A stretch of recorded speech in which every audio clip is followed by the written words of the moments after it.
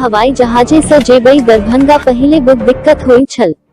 ई train के हाल त बुझते छियै, कखनो टिकट कंफर्म नहीं बुझ की जो टिकट मिलियो गेल त टाइमली नहीं पहुंचाबत आछ। लेकिन आप सब बड़का बड़का नेता कही रहल छथिन तखन त आप सीधे हवाई जहाज से जाएब दरभंगा। दिल्ली, मुंबई, गुवाहाटी से लेकर दुबई, लंदन, सिंगापुर में रह रहे दरभंगा, मधुबनी, सीतामढ़ी जैसे ही दरभंगा में एयरपोर्ट शुरू होने की खबर पड़ते हैं मानो वे खुशी से झूम उठते थे।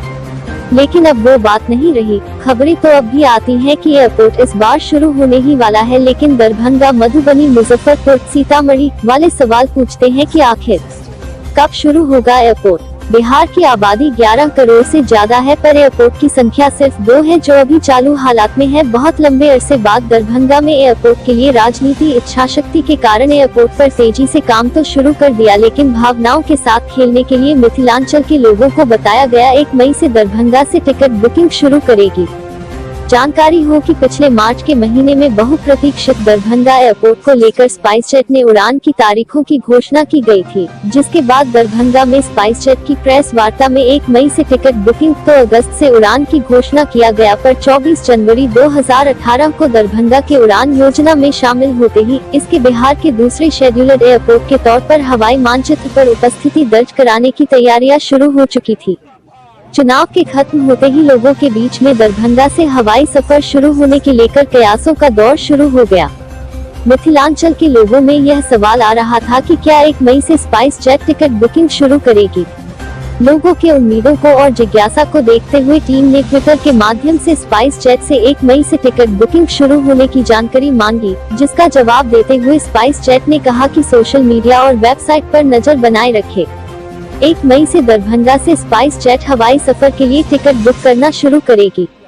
दरभंगा से दिल्ली, मुंबई और बेंगलोर तक स्पाइसजेट सीधी विमान सेवा शुरू करेगी, जिसका अधिकार कंपनी ने उड़ान योजना के तहत प्राप्त किया है।